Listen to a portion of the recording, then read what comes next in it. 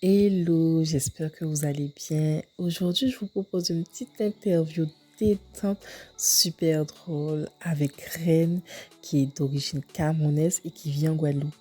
Elle va nous parler justement de sa vie en Guadeloupe, de ce qu'elle aime, de ce qu'elle aime moins, de son expérience et aussi d'amour. Je vous souhaite un bon visionnage. Je vous dis à tout à l'heure. Alors, Ren, comment vas-tu? Ça va, merci. Bienvenue dans le Netty Show et bienvenue chez moi. Donc, Ren, si j'ai tenu à t'inviter, c'est parce qu'effectivement, tu es d'origine du Cameroun, d'accord? Donc, c'est pour parler un petit peu de ton arrivée en Guadeloupe, parce qu'effectivement, tu es né au Cameroun, C'est voilà, ça. et tu n'as pas vraiment vécu, tu as plus vécu en France. Donc, voilà, j'aimerais savoir pourquoi tu as choisi la Guadeloupe.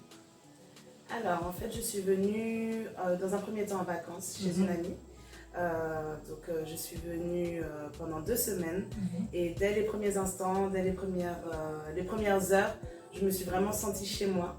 Je me suis sentie chez moi, je crois même que c'est la première fois que je me sentais autant chez moi en fait en arrivant dans un pays hors Cameroun, on va dire. Et c'est vrai que j'ai tout de suite senti ce côté Afrique. En fait, j'avais l'impression d'être en Afrique sans être en Afrique. Et du coup, ça m'a tout de suite plu, je me suis sentie bien. J'ai pas voulu prendre la décision tout de suite, donc j'ai quand même attendu. Mon ami m'a fait visiter la Guadeloupe en 2 semaines parfaitement, donc j'ai eu le temps de bien voir l'île et très rapidement j'ai pris la décision de venir m'installer. Et donc du coup, un an après, pile poil, je suis venue déposer mes bagages ici. Ah, top, top. Donc, comment s'est passée ton installation en Guadeloupe?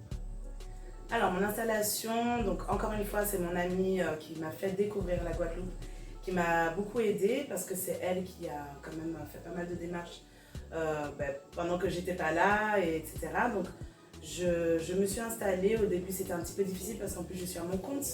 Donc du coup c'était vraiment un gros risque. J'ai carrément tout recommencé à zéro. Et donc voilà, c'était le temps de se faire une clientèle, de se faire connaître. Moi j'avais déjà beaucoup d'expérience, mais personne ne me connaissait ici. Donc le temps d'eux, et puis au final, finalement ça se passe bien aujourd'hui. Ah ben super. Alors moi, ce que j'apprécie effectivement, ce sont les gens qui arrivent voilà, de notre pays, qui ne connaissent pas réellement la culture, mais qui s'installent. Il faut savoir que effectivement, elle est esthéticienne, mais en fait, elle est full quoi. En fait, elle fait de l'extension de cils plus précisément. Elle a sa clientèle et ça marche pour toi. T'es riche? Ça va. Qu'est-ce que ça veut dire riche? Non, je suis très heureuse, effectivement. C'est vrai que même avant d'arriver en Guadeloupe, j'avais déjà mon entreprise fonctionnait déjà très bien. C'est pour ça que je dis que je prenais un risque, parce qu'en fait, je reprenais tout à zéro. Mais je dois quand même dire que je fais un métier qui est en pleine expansion en ce moment. C'est un métier qui marchera toujours.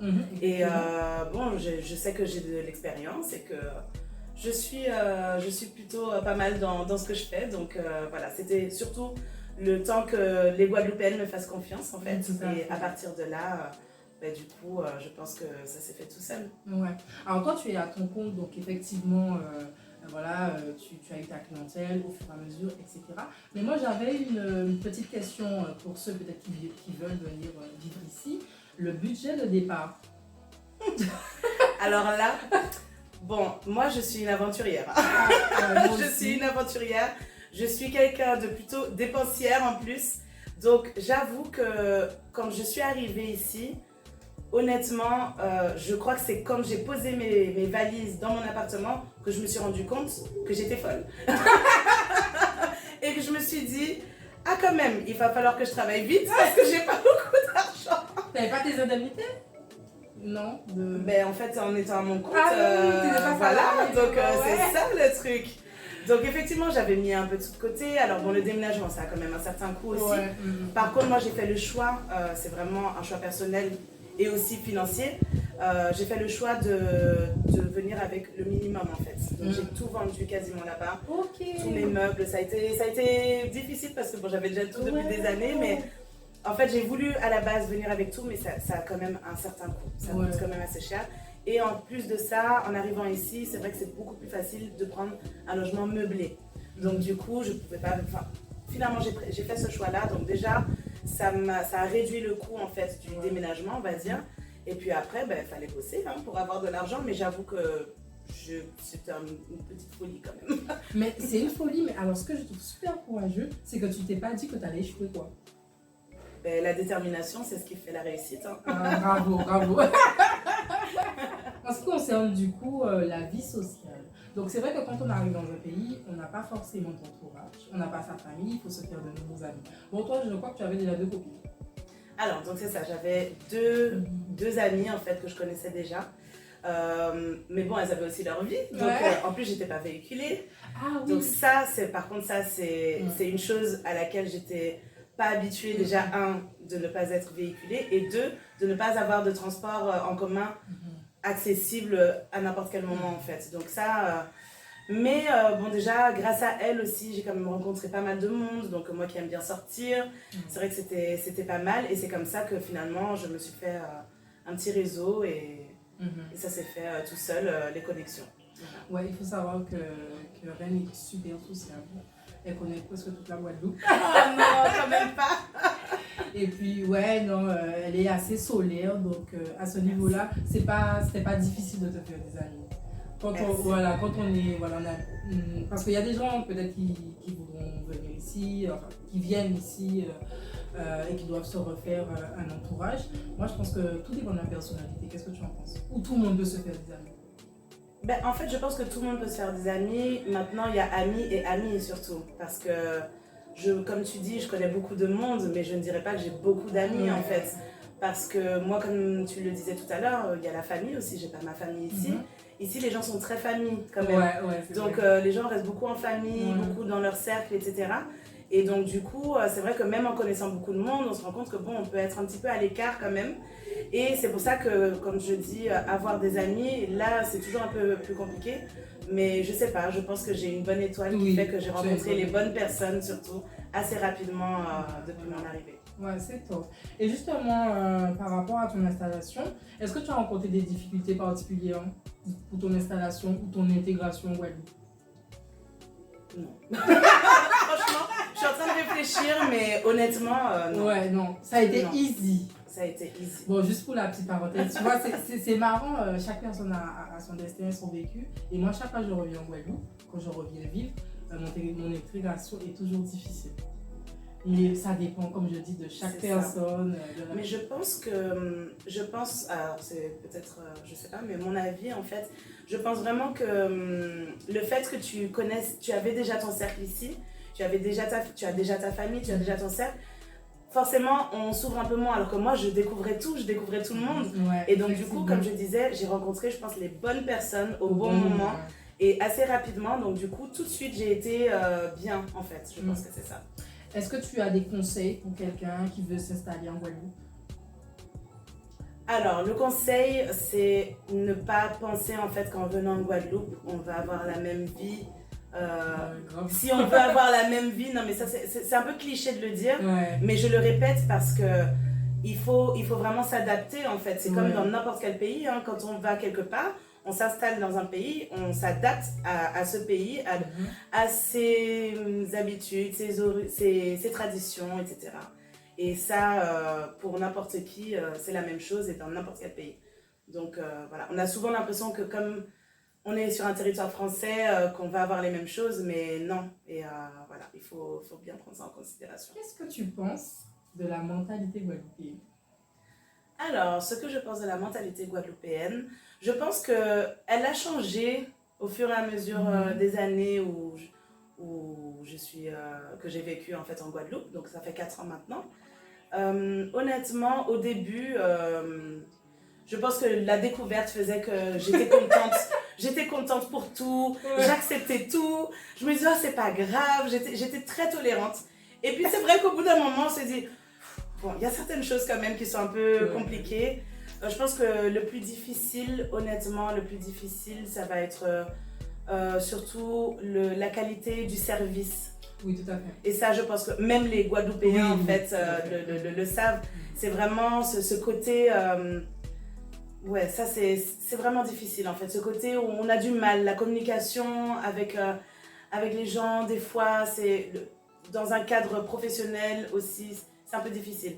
Mais pour moi, c'est vraiment le seul point vraiment qui pour moi est peut-être négatif. Sinon, moi j'aime beaucoup en fait. Moi j'aime justement cet esprit très, très libre, voilà, très ancré dans les traditions, très nature. J'aime beaucoup. C'est top. Mais tu sais, pour moi, t'es une Guadeloupéenne. Pour beaucoup, je pense. Ben oui, mais même l'apparence, la manière d'être et tout. Oui, mais au fur et à mesure, je me rends compte que je reste quand même africaine. Je suis guadeloupéenne, c'est vrai, dans mon cœur. Dans ton cœur. Mais il y a quand même certaines fois où je me dis, non, je reste quand même africaine. Je disais tout à l'heure, tu es chanteuse, donc tu as créé ton groupe ici. Alors, ce qui est sympa, encore une fois, c'est que Reine, donc du coup, elle est venue, voilà, presque sans argent, c'est ça? Mais c'est vraiment ça, hein, tu peux le dire. Tu peux le dire. Et donc, sa passion, c'est de chanter. Donc, elle s'est dit, parce que j'ai retenu ce que tu avais dit lors de ta prestation, du coup, au Casino. Et en fait, elle cherchait un groupe de gospel. Voilà, quand tu arrives dans un pays, tu cherches les connexions en fonction de tes affinités, de tes passions. Elle s'est dit, donc elle a fait quelques groupes. Et elle s'est dit, ouais, non, c'est pas trop ce qui me convient. Donc, elle a créé son groupe. Et ça m'arrange pas. Encore une fois. Reine, elle est née vraiment sur une bonne étoile. Tout ce qu'elle fait, ou presque, marche. Donc, elle a son groupe. J'aime bien ça, continue à dire ça. Et donc, ça marche. Je crois qu'il y a une dizaine de membres. Oh, plus. En moins d'un an. Parce qu'elle n'a pas créé le groupe depuis 4 ans. Elle l'a créé depuis 1 an maintenant. 1 an et demi. 1 an et demi. Et du coup, elle a déjà fait plusieurs prestations. Alors, à ce sujet, je voudrais savoir, dans un premier temps, tu chantes depuis quel âge? Voilà, alors je ne m'attendais pas à cette question. Je chante, je pense que j'ai toujours chanté en fait, j'ai toujours chanté. Mais vraiment sérieusement, quand je me suis décidée à vraiment chanter dans un groupe, devant des gens, dans un groupe de gospel, du coup, c'était en 2013. Ok, 2013, il y a 10 ans. Ah oui, 10 ans. Ouais. Ah ouais. Mais en tout cas, Reine a une très belle voix. Alors, la première fois que je l'ai chanter, j'ai fait waouh! Merci. J'ai fait waouh, elle chante vraiment très bien. Elle a un coffre. Elle chante mieux qu'Ariana Nakamura. C'était obligé de la placer.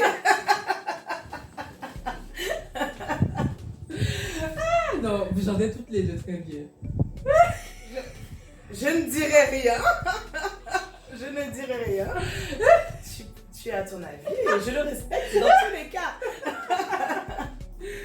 Ok, donc question suivante. Donc, parle-nous un peu de My Gospel avant que je pose la question. Parle-nous un peu de My Gospel. Donc oui, My Gospel, en fait, ça s'est fait un peu, je vais pas dire malgré moi, mais c'est un peu ça parce que à la base, j'avais arrêté de chanter. Je voulais couper vraiment complètement avec la musique. Donc quand je suis arrivée en Guadeloupe, parce que je pense que c'était une période de ma vie où j'avais besoin de me reconcentrer vraiment sur moi. Quand je suis arrivée en Guadeloupe, je me suis dit que c'est le moment de vraiment me concentrer sur moi, sur des choses un peu plus personnelles, on va dire. Et la musique, ça prend beaucoup de temps, beaucoup d'énergie. Okay. Voilà. Donc j'avais vraiment décidé d'arrêter. Je me disais, si j'en ai envie plus tard, je reprendrai. Et en fait, c'est pour ça que j'ai mis du temps. Je pense que c'est au bout de 2 ans, vraiment, que je me suis dit, tiens, ça commence à me manquer vraiment la musique. Et c'est là où j'ai cherché un groupe de gospel et je n'ai pas trouvé en fait de groupe qui me correspondait ni au niveau du style, ni au niveau du fait que je ne voulais pas être attachée à une religion en fait. Et ici, c'est très dans la religion. Et donc du coup, et au fur et à mesure, donc, mes proches me disaient, mais Reine, monte ton groupe, tu as les capacités pour. Et moi je me disais, mais pas du tout, je ne vois pas du tout faire ça. Pour te dire, en fait, je cherchais même à créer un groupe et j'avais même demandé en fait à un chanteur, Dimitri Paul, j'ai demandé à un chanteur de venir être chef de chœur et que moi je gère juste le groupe en fait, mais je voulais pas être chef de chœur. Et ça te va si bien? Et justement, et même lui me disait, mais pourquoi tu le fais pas toi-même? Et mes amis me disaient, mais pourquoi tu le fais pas toi-même? Et un jour j'ai dit, bon, ok, je tente. Et on a commencé chez moi et voilà, ça s'est fait comme ça. Et donc du coup maintenant on a vraiment une association, on a créé l'association. On est aujourd'hui, je dirais qu'on est une petite vingtaine de membres. Donc voilà, ça marche très bien.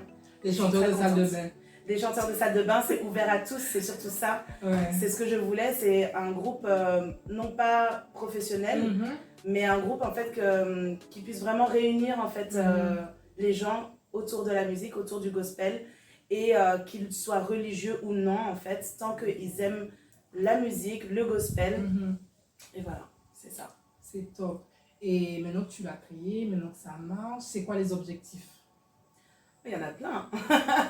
Il y en a plein, mais effectivement, c'est déjà que notre groupe soit vraiment, c'est-à-dire qu'il y ait une évolution en fait au niveau de la voix et des techniques justement, parce que comme la plupart ne sont pas chanteurs, donc maintenant on est vraiment en train de travailler, on commence à avoir vraiment une évolution, une vraie évolution, parce que ça fait 1 an et demi. Il y a des nouveaux aussi, etc. Mais en fait, c'est vraiment d'avoir une base en fait, et qu'on se dise waouh, on est parti vraiment d'un groupe où il y avait quasiment que des chanteurs de salle de bain, et qu'aujourd'hui on peut se dire vraiment chanteur quoi en fait. Wow. Donc ça c'est pour moi le premier objectif, et ensuite évidemment faire des tournées mondiales. Déjà guadeloupéen? Déjà guadeloupéen. National, oui. Alors je reviens aussi une petite question que j'ai zappée. Qu'est-ce que tu aimes le plus en Guadeloupe? Alors ce que j'aime le plus en Guadeloupe, je pense que c'est justement le fait qu'il n'y ait pas le stress de l'Occident. Ah, ouais, je comprends. C'est vraiment ce que je préfère le plus. En tout cas, elle valorise vraiment la Guadeloupe. Pour les gens qui regardent, ça donne envie de s'y installer. Hein.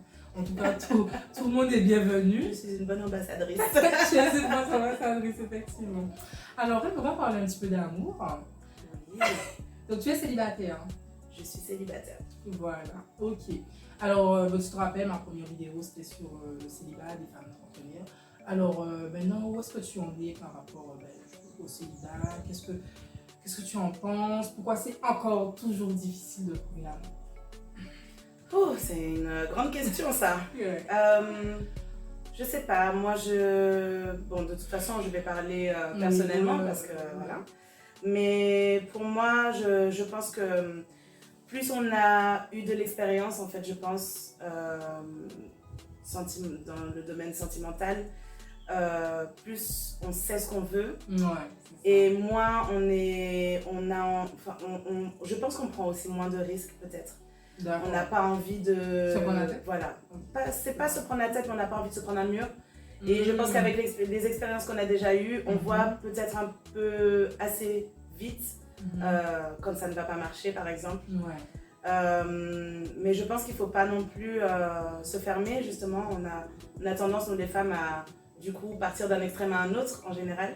Et c'est ce que j'essaye de ne pas faire, mais c'est vrai que j'ai pas non plus envie, en fait. Je suis tellement heureuse déjà, moi, dans ma vie. Je vais pas dire que je suis heureuse seule, parce que je ne considère pas que ma vie... j'ai pas envie de passer ma vie seule, en tout cas. Ouais. Mais je veux dire, je me sens bien, je suis heureuse. Donc, si je rencontre quelqu'un, il faut que cette personne m'apporte encore plus de bonheur et qu'elle m'apporte vraiment quelque chose. Et c'est là où c'est compliqué. Surtout, en fait, à mon âge, dans cette tranche d'âge-là, rencontrer quelqu'un dans cette tranche d'âge, malheureusement, ils sont déjà soit en couple, soit ils viennent de sortir d'un divorce ou d'une longue relation. Et là, c'est un peu compliqué parce qu'ils n'ont pas forcément envie de se remettre tout de suite dedans, etc. Mais bon, je ne perds pas espoir. Moi, je suis sûre que ça va arriver. Mais justement, il y avait quelqu'un qui m'avait posé la question, c'est quoi une femme de qualité? Parce que j'avais parlé des hommes de qualité. Eh bien, une femme de qualité, elle. Oh, c'est trop mignon, merci. Écoutez ce qu'elle dit.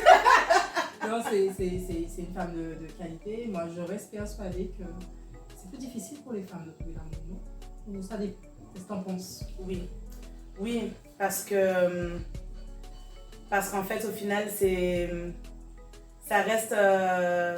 oui, pour une femme, en fait, ça sera forcément plus difficile. Déjà, il y a plus de femmes que d'hommes. Et puis, on a des attentes. On a des attentes, on a plus d'attentes, plus de critères, d'exigences. Je pense que les hommes, ça ne veut pas dire que les hommes n'en ont pas, hein. Mais je pense qu'un homme aura plus... Ça repose en fait sur un homme, en général, de savoir si le couple va se faire en fait. Malheureusement, on a du mal à l'admettre. Ouais. Mais en fait, un homme, bon, voilà quoi, ça ne choque personne. Un homme de 40 ans qui est célibataire, ça ne choque personne. Une femme de 40 ans qui est célibataire, c'est déjà un peu plus... C'est pas que c'est mal vu, mais on comprend pas. Ah ouais? Oh, c'est quand même... Enfin, moi, c'est ce que j'ai l'impression. Hein, c'est l'impression que j'ai. Alors, je dirais une femme célibataire sans enfant. C'est mal vu. Je mets même pas les enfants dedans. Je pense que rien que le célibat, en fait, enfin, bon, je dis 40 ans, mais à partir de cette tranche, enfin, dans cette tranche d'âge-là, en tout cas, un homme qui est célibataire à ce moment-là, bon, on va se dire oui, bah, il a le temps. Oui. Voilà, donc effectivement, c'est peut-être aussi le fait qu'une femme, au bout d'un moment, bon, c'est un peu plus difficile pour avoir des enfants. Ouais. Mais je pense honnêtement que du coup, un homme, en fait, a plus le temps, donc du coup, il a moins la pression aussi. Il a moins cette pression-là, voilà. Par contre, il a la pression à partir du moment où il sait qu'il est en couple, surtout dans cette tranche d'âge-là, eh ben, il va devoir s'investir et s'engager un peu plus que quand il a la vingtaine, on va dire. Effectivement. Alors, qu'est-ce que tu penses donc voilà, tu es célibataire, mais au niveau des rencontres. Et donc, j'avais parlé dans une vidéo du premier pas. Oui. Qu'est-ce que tu penses du premier pas? Est-ce que le premier pas pour une femme, ça marche? Est-ce que tu l'as déjà Moi, je pense que même si une femme ne fait pas le premier pas, elle le fait quand même, mais subtilement. Okay. C'est-à-dire qu'en fait, en réalité, c'est quand même nous qui, à la base, choisissons. Si déjà la personne ne nous plaît pas, de façon générale, il le sentira et aura déjà un peu plus de mal, on va dire. Mais quand on est déjà ouverte voilà, quand on est déjà ouverte à une personne, je pense que l'homme le ressent. Moi, c'est ce que je pense. Hein. Donc, du coup, c'est comme si on faisait déjà un premier pas, comme une sorte d'approbation, en fait, déjà. Et ensuite, c'est à lui de faire le premier pas. Maintenant, il y a des femmes qui font le premier pas. Je pense que ça peut marcher. Mais j'avoue que je suis un peu de l'ancienne école. Merci. Mais je ne dis pas que ça ne marchera pas, ça ne marche pas quand c'est une femme. Oui, non, c'est sûr. Ça peut marcher. Comme on dit, ça relève du hasard, de la rareté. Donc, je ne sais pas si tu as remarqué, dans les relations de nos jours, il y a ce qu'on appelle le ghosting. Oui, j'ai remarqué. Donc, effectivement, le ghosting, c'est l'art de disparaître du jour au lendemain. Donc, généralement, c'est quand on a... Donc, les filles le font, les garçons aussi. Je pense que c'est plus les garçons, j'ai l'impression. Je ne sais pas. Moi, je pense que c'est... Les deux? Les deux. Voilà. Et donc, en fait, pour moi, le ghosting, c'est quand tu es dans une relation, enfin, tu sens que le feeling est réciproque. C'est surtout ça. C'est ça. Parce qu'après, il y a le ghosting où, en fait, tu parles à quelqu'un vite fait et il disparaît. Ça, oui. C'est pas trop grave, c'est juste que vous n'avez pas d'activité. Là, c'est pas vraiment du ghosting. Là, le ghosting, c'est vraiment quand tu as l'impression qu'effectivement, il y a quelque chose et puis disparition. Alors, ouais. Donc, pourquoi? Moi, je pense que c'est vraiment générationnel. Okay. Ça va avec tout ce qui est maintenant réseaux sociaux, téléphone. Je pense que ça fait partie du package en fait. Je pense que c'est vraiment générationnel et du coup, en fait, on est dans une ère où tout est jetable. Donc, voilà, je pense qu'en fait, aujourd'hui, on est moins attaché aux choses, aux gens, aux valeurs, tout ça. Et donc, du coup, bon, hop. Voilà, on n'a pas envie d'assumer quelque chose, on disparaît. Effectivement, ouais, c'est mon réponse. Ouais, non, j'avais pas pensé à ça. Merci pour l'éclairage. Plaisir. Et comment... C'est pas bon, hein, par contre. grave. Et ouais, on est obligé de composer avec. Et quand on commence une relation, est-ce que tu as peur de ça? Tu te dis, il va partir ou non. Tu vis le truc? Non, parce que pour moi, je me dis que si une personne, en fait, part ou me ghost ou... c'est qu'en fait, elle n'en valait pas la peine. Ouais. Ça fait mal. Ça fait mal, mais ça fait mal à l'ego, en fait. Hein, parce qu'au final, bon, en général, bon, après, c'est autre chose. Quand on est déjà dans une relation, que la personne disparaît, là, c'est plus du ghosting. Mais bon, en général, ça arrive dans les dans les débuts. Donc, bon, voilà, quand on dit que ça fait mal, réellement, c'est plus l'ego, en fait, qui en prend un coup. Mais voilà, bon, après, non, ça me fait pas peur. Ça me fait pas peur. En tout cas, ça me fait plus... ça m'est bien sûr arrivé et en fait quand ça m'arrive je me dis que il faut que je fasse des meilleurs choix la prochaine fois, en fait, tout C'est simplement. vrai. Et des fois, même quand on fait les meilleurs choix. Enfin, bref. Bah oui, malheureusement, c'est pas forcément de notre... Enfin, c'est même pas de notre sort, en fait. C'est même pas dans notre sport. Alors, dernière partie de la vidéo. On va passer à la rubrique Tu préfères. Mais avant ça, j'avais une petite question que j'ai encore oubliée. Est-ce que tu trouves qu'il y a une rivalité antillo-africaine? Moi, je trouve pas. Je ne trouve pas. Et bizarrement, d'ailleurs, je pensais qu'il y aurait plus... que je le ressentirais plus. Mais en fait, non. Vraiment pas du tout. Et je pense que c'est plus dans les anciennes générations. D'accord. Aujourd'hui, alors bien sûr, il y a des choses, il y a forcément des a priori. Mais je sens qu'en tout cas, il y a une volonté De s'unir. Voilà, de s'unir et de dépasser justement ces a priori.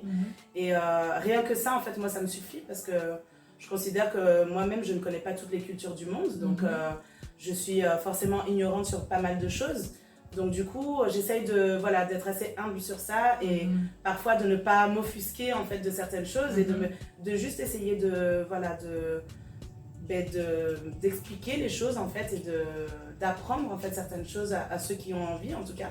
Donc, je sens ce besoin, justement, d'apprendre sur l'Afrique et je pense que c'est ça qui va nous unir. Tout à fait, mais quand justement tu dis que tu es d'origine camerounaise, c'est quoi les réactions? La surprise. Mais comme je suis métisse, en fait, oui, je suis métisse, donc du coup, c'est vrai que, bon, même si ça veut rien dire, hein, parce qu'en réalité, même si j'étais noire foncée de peau, ça n'aurait rien changé, mais je pense que vraiment, on me prend pour une Antillaise, complètement. Et c'est vrai que je me suis bien intégrée, donc... mais en tout cas, les réactions sont toujours bonnes. Et c'est parti pour la rubrique Tu préfères. Alors, reine, notre reine, votre reine. Tu préfères... Alors, pour toi, qui sont les plus beaux, les Antillais ou les Africains? Ah, ça, tu veux que j'ai des problèmes? Ça, c'est des problèmes, ça. Non, je peux pas répondre à ça. Là, je peux pas. Là, je suis mêlée, là. Je ne peux pas répondre. Non, je refuse. Les noirs. Voilà, noir. Toute la coloration de noir, ça me va. C'est bon. Ok. Entre le DG, donc le DG, c'est un... Le poulet DG, c'est mon plat préféré. Alors. Voilà, qui est un plat d'origine du Cameroun, c'est ça. Ou le colombo de poulet. Alors là, il n'y a même pas photo. Poulet DG. Et de toute façon, n'importe quoi tu aurais mis en face. Désolée, hein, j'adore les Antilles, j'adore la Guadeloupe, mais je n'aime pas du tout le colombo. Ah, j'allais parler du calalou, mais t'aimes pas les fruits de mer? Non, mais j'ai goûté. Non, je l'ai jamais goûté. Mais j'aime bien le crabe, hein, pourtant. Si, j'ai goûté du calalou. C'est avec du crabe. Si, j'ai goûté, c'est bon. Mais bon, enfin. Voilà, c'est le DG. Non, mais c'est bon, mais je veux dire, pour moi, il n'y a rien d'exceptionnel. Pour moi, c'est exceptionnel. C'est vrai parce que c'est quand même des feuilles de marron. Oui, mais nous, on a l'habitude de manger plein de feuilles en fait chez nous, donc pour moi, c'est pas exceptionnel. Ok, moi j'ai plein de feuilles. Ouais, oui, chez nous, tous les plats, beaucoup de plats sont à base de feuilles. Ok. Ouais. Ah, c'est top, c'est top. Et les plages de Guadeloupe ou les plages du Cameroun? Non, il n'y a pas photo. Plage de Guadeloupe. Plage de Guadeloupe. La vie nocturne antillaise ou camerounaise? Je suis obligée de dire antillaise, mais... Sinon, on va plus t'inviter nulle part. Ouais. Non, c'est pas ça, mais... En fait, c'est différent. Ouais. Mais la vie nocturne camerounaise et africaine de façon générale est plutôt pas mal aussi. Hein. Ouais. Mais justement, j'ai une petite question par rapport à ça. Par rapport aux soirées d'ici. Donc, on en avait discuté. Rennes n'aime pas les sessions de carnaval. Il faut arrêter de mettre des... Quand Rennes est là. Dans une soirée, non, il faut arrêter. Mais je encore pendant la période du carnaval, à la limite, je peux comprendre. Ouais. Mais toute l'année, t'es dans une soirée antillaise et d'un coup, t'as du carnaval. C'est pas... Ça fait partie de la culture. Oui, mais... En fait, pour moi, le carnaval, c'est du live. C'est des tambours, c'est pas quelque chose que tu mets en boîte ou en soirée. Enfin... À la limite, un morceau comme ça, mais bon, je trouve ça bizarre. Moi, je trouve ça bizarre. Je trouve ça très étrange. Et je suis pas la seule à le dire. Hein. C'est vrai. Ah oui, il y a beaucoup d'Antillais qui me disent ça. Moi, c'est le soca que j'aime pas. Ouais. Moi, j'adore. C'est vrai. C'est le côté festif, puis le côté, tout ce qu'il y a autour, le carnaval, caribéen. Justement, est-ce que le soca, c'est une musique de carnaval? Pour moi, oui. Ben, c'est pareil pour la Oui, mais c'est pas... Non, parce que c'est pas... Non, c'est pas pareil. Alors, moi, quand je parle de musique de carnaval, c'est les musiques traditionnelles, donc le ka, etc. Ouais. Alors que la soca, c'est pas ça, c'est de la musique quand même électronique, de la musique qu'on écoute, voilà, c'est pas du tout la même chose. Mais en fait, moi, je pense qu'en fait, ils mettent ce genre de musique parce qu'ils savent que les Guadeloupéens aiment beaucoup le carnaval. Et en fait, les soirées, le but, c'est d'ambiancer. Et c'est une musique qui ambiance, on est d'accord? Oui, bien sûr. Tu vois que les gens ils s'amusent quand il y a des Oui, c'est vrai que en fait ça, je sens que il y a le côté ça fait penser au carnaval. Ouais. Tu vois toutes celles qui sont dans des groupes, qui font leur petite chorégraphie, leur petit match. C'est vrai, mais bon, moi après c'est moi, hein, oui, c'est vraiment moi. Je trouve que c'est un peu bizarre de mettre ça et je l'ai souvent entendu aussi. Okay. Parce que pour moi c'est vraiment une musique que tu vas écouter dans un groupe où quand il y a des mouvements qui sont faits pour ça en fait. Ok. Et la dernière question, on en a déjà parlé, c'est est-ce que tu préfères la mentalité guadeloupéenne ou la mentalité... Ça c'est une question que je me suis pas posée. Je sais pas, elle est tellement différente en fait. Les deux sont différents. Ouais, mais je pense que moi je garde quand même une mentalité plutôt africaine. C'est pour ça que je disais tout à l'heure que mine de rien, je reste africaine parce qu'il y a des choses que je sens que voilà, ça reste quand même, je me sens quand même à part sur certaines choses.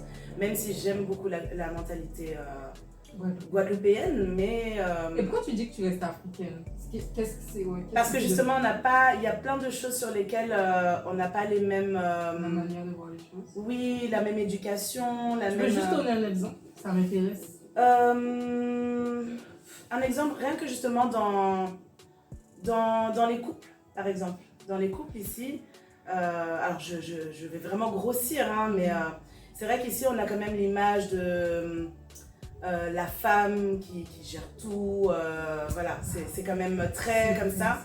Alors que en Afrique, c'est quand même, alors il y a la place de la femme, il y a la place de l'homme. La place de la femme, ce n'est pas à la cuisine, même si un petit peu quand même, mais enfin, ce que je veux dire, c'est que en fait, ça va être vraiment l'homme quand même qui va être le pilier de la famille et du foyer.